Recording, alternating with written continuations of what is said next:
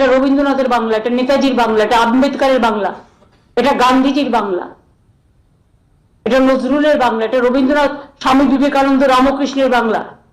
আমি মনে করি এটা এসআইআর নয়, এটা এনআরসি করার চক্রান্ত চলছে। আমরা ধিক্কার জানাচ্ছি বিজেপি পলিটিক্যাল পার্টিকে এবং গভর্নমেন্ট অফ ইন্ডিয়ার এজেন্সিগুলোকে, যারা বিজেপির কথায় আজকে শুধুমাত্র রাজনীতি করছে।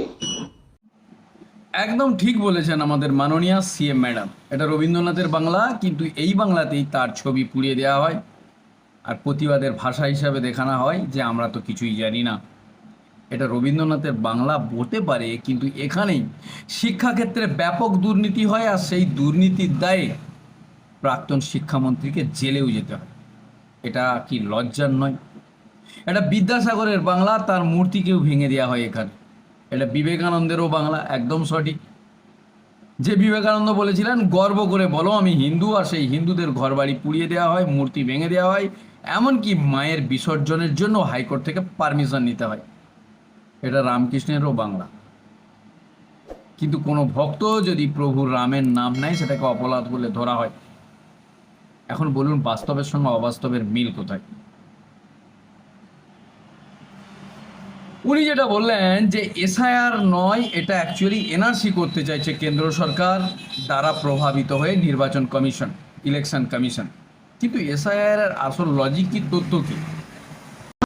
গৌরীকরণ করছে শিক্ষা থেকে শুরু করে, সংস্কৃতি থেকে শুরু করে, ভোটার লিস্ট থেকে শুরু করে, উৎসব থেকে শুরু করে সমস্ত এজেন্সিকে দিয়ে। একজন মির্জাফর আছেন ওখানে দিল্লিতে, এই মির্জাফরদের মৃত্যু জীবনে হয় না, তার চিরকালই বেঁচে থাকে নানা কাজের মধ্যে দিয়ে।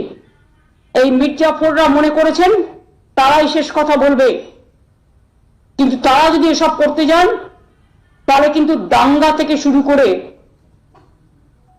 আরো অনেক কেস আছে, সবকিছু কিন্তু বেরিয়ে পড়বে। Cat will be out of the bag. NRC নিয়ে খেলবার চেষ্টা করবেন না, এবং এসআইআর এর নাম করে ভোটার, জেনুইন ভোটারদের ভাগ দিলে মনে রাখবেন যা অন্য রাজ্য করতে পারে না, বাংলার মানুষ কিন্তু অনেক স্ট্রং, তারা ব্রেভ। বাংলার মা বোনদের অনেক শক্তি, বাংলার ভাই বোনদের, স্টুডেন্ট, ইউথ, কিষাণ, শ্রমিক থেকে শুরু করে তাদের অনেক শক্তি। প্রত্যেকটা আজকে বিজেপিকেও আমি আবেদন করব, আগুন নিয়ে খেলবেন না, কন্ট্রোল ইউর সেলফ ফার্স্ট। আপনার মিনিস্টার যদি কাজ শুরু হওয়ার আগেই বলে 1.5 কোটি ভোটার বাদ দেবে, ফার্স্ট আপনি মিনিস্টারকে বাদ দিন, আর তা নাহলে বলুন এগুলো চক্রান্ত। দুটো একসাথে চলবে না। বিহারে যে এসআইআর হয়েছে, স্পেশাল ইন্টেন্সিভ রিভিশন, এবং তাতে প্রায় 66 লক্ষ মানুষ বাদ গিয়েছে। এই 66 লক্ষ মানুষ কারা?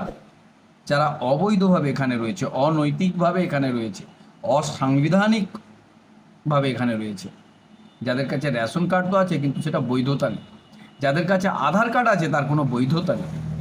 আর এই লোকগুলো যদি বাদ যায়, এরা তো এই দেশের নাগরিকই না। আপনারা অনেকেই জানবেন যে এই পশ্চিমবাংলার সঙ্গে বাংলাদেশের সীমান্ত অনেকটাই। ভারতবর্ষের সঙ্গে বাংলাদেশের প্রায় 4500 বর্গ কিলোমিটার জুড়ে জায়গা রয়েছে, তার মধ্যে অধিকাংশটাই পশ্চিমবাংলা জুড়ে। এবং পশ্চিমবাংলায় দিন প্রতিদিন অবৈধভাবে অনেক রোহিঙ্গা অনুপ্রবেশকারী এখানে আসছে, এবং তারা এই দেশের যারা প্রকৃত জনবাসী, এই দেশের যারা প্রকৃত নাগরিক, তাদের ভাগের বা তাদের হিস্সার সুযোগ সুবিধা নিচ্ছে। রেশন কার্ডের চাল নিচ্ছে, আবাস যোজনার ঘর নিচ্ছে, উজ্জ্বলা যোজনার গ্যাস নিচ্ছেন। তাহলে তাদের জন্য কে এত চিন্তা করার কি আছে? না, আসলে এটা সম্পূর্ণই ভোট পলিটিক্স। 2012 এবং 13 থেকে আজ পর্যন্ত 2025 পর্যন্ত এই যে সময়টাই ওনাদের রাজত্বকাল, এই রাজত্বকালে জনসংখ্যা দেখানো হয়েছে মাত্র 1 কোটির মতো বেড়েছে, কিন্তু ভোটারের সংখ্যা বেড়ে গেছে প্রায় 1.5 কোটির উপরে।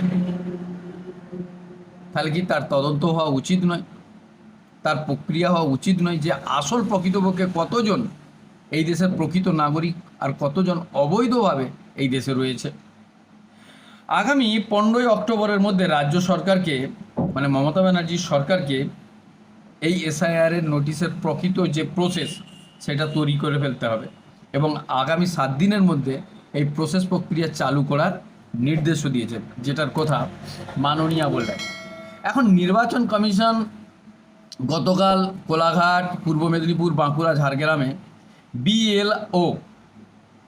বিএলআরওদের নিয়ে একটি বৈঠক করেছিলেন এবং যদি সব কিছু ঠিক থাকে আগামী 1.5 থেকে 2 মাসের মধ্যে এই প্রক্রিয়া শেষ হবে এবং তারই মাস তিনেকের মধ্যে আগামী 26-এর বিধানসভা হবে। তারপর যেটা থাকে, নির্বাচন কমিশনের আদেশ অনুযায়ী আদর্শ আচরণ বিধি মেনে ভোট হবে।